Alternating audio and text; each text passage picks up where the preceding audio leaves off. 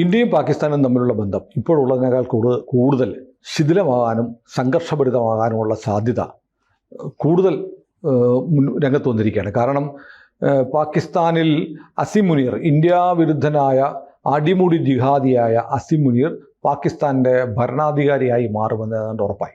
ഒരുപക്ഷെ അസിം മുനീർ ഈ ഓപ്പറേഷൻ സിന്ദൂറിന് ശേഷവും ഇന്ത്യയെ ആക്രമിക്കണം, പാകിസ്ഥാൻ പട്ടാളക്കാരൊക്കെ ഇന്ത്യയോട് യുദ്ധം ചെയ്യാൻ ഇങ്ങനെ ത്രസിച്ച് നിൽക്കുകയാണെന്ന് പറഞ്ഞ ആളാണ്. അയാൾ യുദ്ധം പ്രഖ്യാപിക്കാൻ കഴിവുള്ള പ്രസിഡന്റോ അല്ലെങ്കിൽ പ്രധാനമന്ത്രിയോ ഒക്കെ ആയി മാറിയാൽ ഒരുപക്ഷെ നരേന്ദ്രമോദിയുടെ കാലത്ത് തന്നെ പൂർണ്ണ തോതിലുള്ള ഒരു യുദ്ധം പാകിസ്ഥാനുമായി ഉണ്ടാവാനുള്ള സാഹചര്യവും മുന്നിലുണ്ട്. അതായത് ഇപ്പോൾ ഇന്ത്യയും ഏകദേശം ആ ഒരു പ്രിപ്പറേഷൻ അല്ലെങ്കിൽ ആ ഒരു തയ്യാറെടുപ്പ് ഇന്ത്യക്കുമുണ്ട്.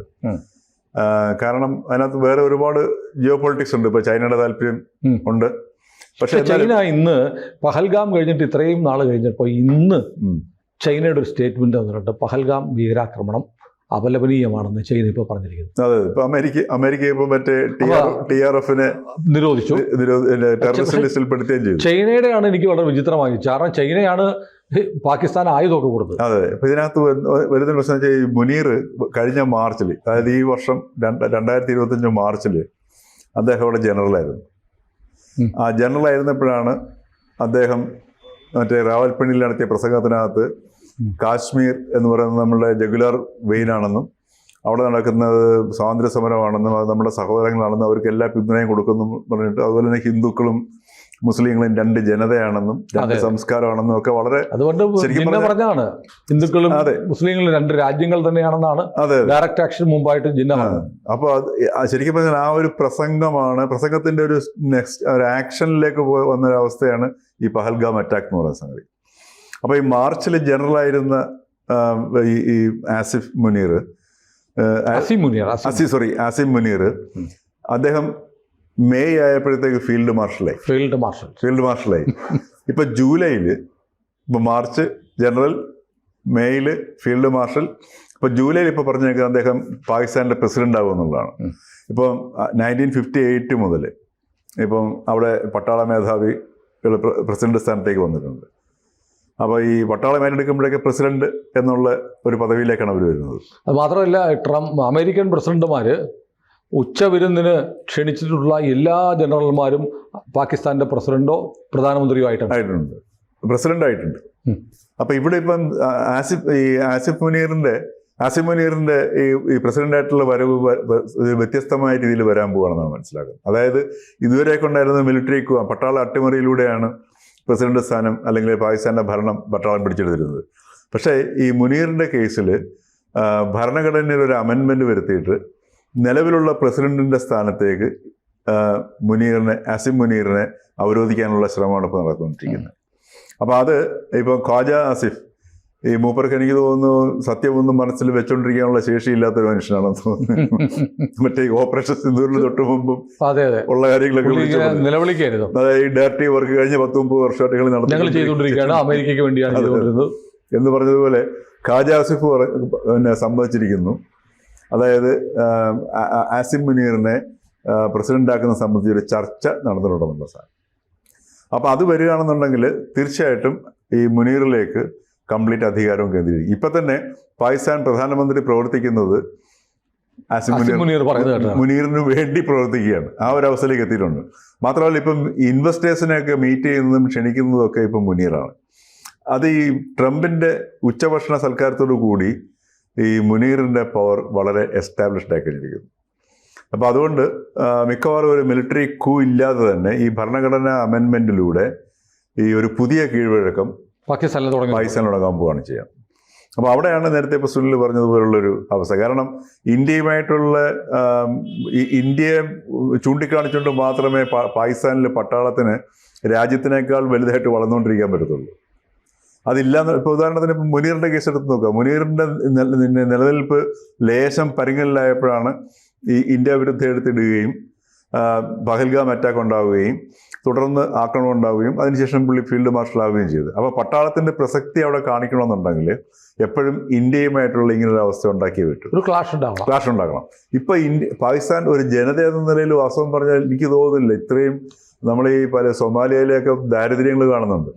പക്ഷെ ഇപ്പം പാകിസ്ഥാനിൽ നടക്കുന്ന സംഗതി, ഇപ്പം നമ്മൾ ഈ സംസാരിച്ചുകൊണ്ടിരിക്കുമ്പോൾ നടക്കുന്ന സംഗതി, അവിടെ പ്രളയം വന്നിട്ട് ഈ പഞ്ചാബ് എന്നൊക്കെ പറഞ്ഞു കഴിഞ്ഞ സ്ഥലങ്ങളിൽ ഇപ്പം തന്നെ ഏതാണ്ട് 600-ലേറെ പേര് മരിച്ചിട്ടുണ്ട്.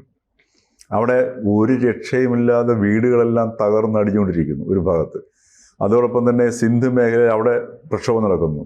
ബലൂചിസ്ഥാൻ വേറൊരു രാജ്യമായിട്ട് തന്നെ അവർ പ്രഖ്യാപിക്കാൻ ഇരിക്കുന്നു.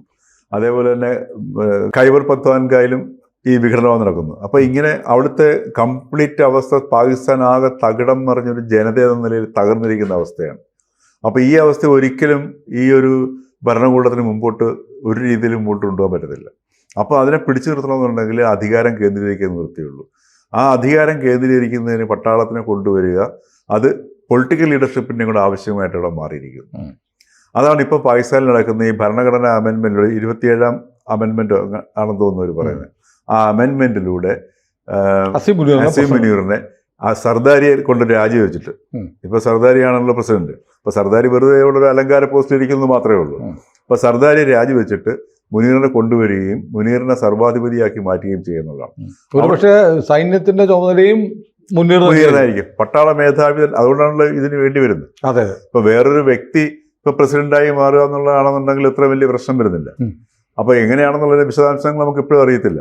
ഒരുപക്ഷെ പട്ടാളത്തിന്റെ ഈ ഫീൽഡ് മാർഷലായിട്ട് ഇരുന്നുകൊണ്ട് തന്നെ പ്രസിഡന്റ് പദവിയിലേക്ക് വരുന്ന രീതിയിലായിരിക്കാം അതായിരിക്കും അയാൾ താല്പര്യപ്പെടുന്നത്. ഇപ്പൊ അയാളുടെ അല്ലെങ്കിൽ പാകിസ്ഥാൻ പ്രസിഡന്റ് എന്ന് പറഞ്ഞാൽ വളരെ നോമിനൽ ആയിട്ടുള്ള പോസ്റ്റാണ്, ഒരു പോസ്റ്റേ ഉള്ളൂ. അതിപ്പം മിക്കവാറും എല്ലാ ഈ ഡെമോക്രസീസിലും, ഇതിപ്പം സോക്കാൾഡ് ഡെമോക്രസി ആണല്ലോ പാകിസ്ഥാൻ എന്ന് പറയുന്നത്. അപ്പോൾ സർദാരി എന്ന് പറയുന്നത് ഒരു റബ്ബർ സ്റ്റാമ്പ്, ഒരു ഓർണമെന്റൽ പോസ്റ്റാണ്. പക്ഷെ ഇവിടെ ഈ ആസിം മുനീർ വരുന്ന സമയത്ത് അതൊരു സർവാധിപതിയായിട്ട് മാറുന്ന ഒരവസ്ഥയിൽ, അതുകൊണ്ടാണ് ഈ ഭരണഘടനാ അമെൻമെന്റിനെ കുറിച്ച് അവർ ചിന്തിച്ചുകൊണ്ടിരിക്കുന്നത്. അത് വന്നു കഴിയുമ്പോഴത്തേക്കാണ് മുനീർ നിലനിൽക്കണമെന്നുണ്ടെങ്കിൽ എപ്പോഴും ഇന്ത്യയുമായിട്ടുള്ള ഫൈറ്റ് സജീവമാക്കി നിർത്തിക്കൊണ്ട് മാത്രമേ. അതുകൊണ്ട് അയാൾ കസേരയിൽ ഏറിയാൽക്കാൻ തന്നെ ഇന്ത്യയുമായിട്ടൊരു ക്ലാഷ് തുടർന്നുകൊണ്ടേയിരിക്കും, തീർച്ചയായിട്ടും നടന്നുകൊണ്ടിരിക്കും. മാത്രമല്ല, എങ്കിൽ മാത്രമേ ഇയാളുടെ ബാർഗൈനിങ് പവർ കൊടുത്തുള്ളൂ. ഇയാൾ ഈ പറഞ്ഞ ഇപ്പോൾ വേൾഡ് ബാങ്കിൽ നിന്ന് കിട്ടുന്നതാണെങ്കിലും വിദേശത്ത് നിന്ന് കിട്ടുന്നതാണെങ്കിലും ഇപ്പം അമേരിക്കയുടെ താല്പര്യം അത് തന്നെയാണ്. അപ്പോൾ അമേരിക്കയുടെ വെസ്റ്റ് ഏഷ്യയിലുള്ള താല്പര്യങ്ങൾ ഒരുപാട് വളരെ വിപുലമാകുകയും അവരുടെ ഈ ഇറാനുമായിട്ടുള്ള ഈ അവസാനത്തെ സംഭവത്തിന് ശേഷം ഈ പണ്ട് അവർ ഉദ്ദേശ കണക്കുള്ള രീതിയിൽ കാര്യങ്ങൾ പോകില്ല എന്ന് മനസ്സിലായിട്ടുണ്ട്. അപ്പോൾ അതുകൊണ്ടൊരു വളരെ ശക്തമായ ഒരു അവരുടെ ഒരു ബേസും ഇവിടെ ആവശ്യമാണ്. അപ്പോൾ അതിനും ഈ പ്രസിഡന്റ് ആവുക എന്നുള്ളൊരു ആവശ്യമുണ്ട്. അപ്പോൾ ആ രീതിയിൽ വരുന്ന സമയത്ത് തീർച്ചയായിട്ടും ഇനിയിപ്പം നമ്മളുടെ ഇപ്പം മഴക്കാലമാണ്. മഴക്കാലം കഴിഞ്ഞ് ഇതുപോലെ ഇതുപോലെ വരികയാണ്. വരൾച്ച രൂക്ഷമായ വരൾച്ചയാണ് പാകിസ്ഥാൻ. വെള്ളം കൊടുക്കത്തില്ല. അങ്ങനെ വരുമ്പോൾ അടുത്ത പ്രശ്നം ഉണ്ടാവും. അപ്പോൾ ഇങ്ങനെയൊക്കെയുള്ളൊരു സംഘർഷത്തിൻ്റെ അവസ്ഥയിലേക്ക് പോവുകയും പിന്നെ മുനീർ അവിടെ പ്രസിഡന്റ് ആവുകയും ചെയ്തു കഴിഞ്ഞാൽ എപ്പോഴും ഇന്ത്യ വളരെ സജ്ജമായിരിക്കേണ്ട ഒരു സാഹചര്യം. ഇന്ത്യ അതിനുള്ള കാര്യങ്ങൾ ചെയ്യുന്നുണ്ട്. തീർച്ചയായിട്ടും ചെയ്യുന്നു. കഴിഞ്ഞ കുറേ ഓപ്പറേഷൻ സിന്ദൂറിന് ശേഷം എസ്പെഷ്യലി നമ്മൾ ഈ മിലിറ്ററിക്കും നാവികസേനയ്ക്കും എയർഫോഴ്സിനും വേണ്ടുന്നുള്ള വിഭവ സമാഹരണം വലിയ തോതിൽ നടത്തുന്നുണ്ട്. മാത്രമല്ല, അവർ ഇപ്പൊ ഈ കഴിഞ്ഞ ദിവസം ടെസ്റ്റ് ചെയ്ത് ഇപ്പൊ നമ്മുടെ അഗ്നി 2 ആകാശ് പ്രൈം ഇപ്പൊ അതായത് ബാലിസ്റ്റിക് മിസൈലാണ്. ആകാശ് പ്രൈം നമ്മളെ കൊണ്ട് പരീക്ഷിച്ചത് ലഡാക്കിൽ വെച്ച ചൈനയുടെ മൂട്ടിൽ കൊണ്ടുപോയാണ് അവർ പരീക്ഷിച്ചിരിക്കുന്ന സാധനം. അത് ന്യൂക്ലിയർ കേപ്പബിലിറ്റീസ് ഉള്ള സാധനമാണ്. അപ്പൊ ഈ രീതിയിൽ സൈനികമായിട്ട് ഇപ്പൊ ഇന്ത്യ ഒരു സെൽഫ് റിലയൻസിലേക്ക് നീങ്ങിക്കൊണ്ടിരിക്കുകയാണ്. പിന്നെ അതുപോലെ ഈ റഷ്യയുമായിട്ട് ഡീൽസ് ഉണ്ടാക്കുന്നു. ഫ്രഞ്ച് സർക്കാരുമായിട്ടും ഈ പറഞ്ഞ കരാറുകളിൽ ഏർപ്പെടുന്നു. അങ്ങനെ വളരെ ഡൈനാമിക് ആൻഡ് ആക്റ്റീവായിട്ട് ഇന്ത്യ മാറുന്നുണ്ട് സാർ. ഇപ്പോൾ ഈ പുതിയ സാഹചര്യത്തിൽ നിന്ന് മാറാതെ നിവൃത്തിയില്ല. അപ്പോൾ അങ്ങനെ ഈ മുനീർ വരുന്ന സമയത്ത് ഈ പറയുന്നതുപോലെ ഈ ചൈനയുമായിട്ടുള്ള ഇക്വേഷൻ എങ്ങനെയാണെന്ന് നിശ്ചയിച്ചിരിക്കും. കാരണം ചൈനയിലെ പാകിസ്ഥാനിലെ $1 ബില്യൺ അവർ മറ്റേ ഈ BRIക്ക് ബെൽറ്റ് ആൻഡ് റോഡ് ഇനിഷ്യേറ്റീവ് ചെലവഴിച്ചിരിക്കുന്ന സാധനം അതെല്ലാം വേസ്റ്റ് ആയി പോകുന്ന അവസ്ഥയാണ്. ഇപ്പോൾ ബലൂചിസ്ഥാനിലേക്ക് അവർക്ക് അടുക്കാൻ പറ്റും. ചൈനക്കാരെന്ന് പറഞ്ഞാൽ അവർ വെടിവെച്ചുകൊള്ളുന്ന അവസ്ഥ എത്തിയിട്ടുണ്ട്. അപ്പോൾ ആ ഒരു പ്രശ്നം അവിടെ നിൽക്കുന്നുണ്ട്. അതുകൊണ്ട് ചൈന ഇപ്പം മറ്റു തലങ്ങളിലേക്ക് നോക്കിക്കൊണ്ടിരിക്കുകയാണ് ചെയ്യുന്നത്. അപ്പോൾ അങ്ങനെ ഒരു സാഹചര്യം വരുന്നുണ്ട്. അമേരിക്കയായിട്ട് കൂടുതൽ അടുക്കുകയും ചെയ്യുന്നുണ്ട്. അപ്പോൾ ഇത്തരമൊരു സാഹചര്യം വരുന്ന ഈ സാഹചര്യത്തിലാണ് ഈ മുനീറിനല്ലാതെ പാകിസ്ഥാനെ ഭരിച്ചുകൊണ്ട് പോകാനോ പാകിസ്ഥാനെ നേരെയാക്കാൻ മുനീറല്ല ഇനിയിപ്പോൾ സമീപകാലത്ത് ആര് വിചാരിച്ചാലും നടക്കത്തില്ല. ഒരു കാര്യം ഉറപ്പായി, ഇമ്രാൻഖാൻ ജയിലിൽ നിന്ന് പുറത്തു വരില്ല എന്നുള്ളത് ഉറപ്പായി. അവിടെ ജയിലിൽ തന്നെ അവസാനിക്കും. തീർച്ചയായിട്ടും ഇമ്രാന്റെ ജീവിതം ജയിലിൽ അവസാനിക്കാനുള്ള, അതല്ലെങ്കിൽ എന്തായാലും മുനീർ ഉള്ളിടത്തോളം കാലം ഇമ്രാൻ പുറത്തു വരാൻ ബുദ്ധിമുട്ടായിരിക്കും. അതല്ലെങ്കിൽ ഉണ്ടാകുന്ന മറ്റൊരു സംഭവം എന്ന് പറഞ്ഞാൽ വലിയൊരു ആഭ്യന്തര കലാപത്തിലേക്ക് പാകിസ്ഥാൻ വഴുതി വീഴാം. അങ്ങനെയൊക്കെയുള്ള സാഹചര്യങ്ങൾ എന്തായാലും പാകിസ്ഥാനിലെ ജനതയുടെ കാര്യം വളരെ സങ്കടമാണ്, വളരെ കഷ്ടമാണ്. അസിം മുനീറുമാർ സുഖിച്ച് സുഖലോലുപതയിൽ കഴിയും. തീർച്ചയായിട്ടും ജനം കഷ്ടപ്പെടും. അതെ. കൂടുതൽ വാർത്തകളും വിശേഷങ്ങളും നിങ്ങളിലേക്ക് എത്താൻ ABC മലയാളം സബ്സ്ക്രൈബ് ചെയ്യുക, ബെൽ ബട്ടണും അമർത്തുക.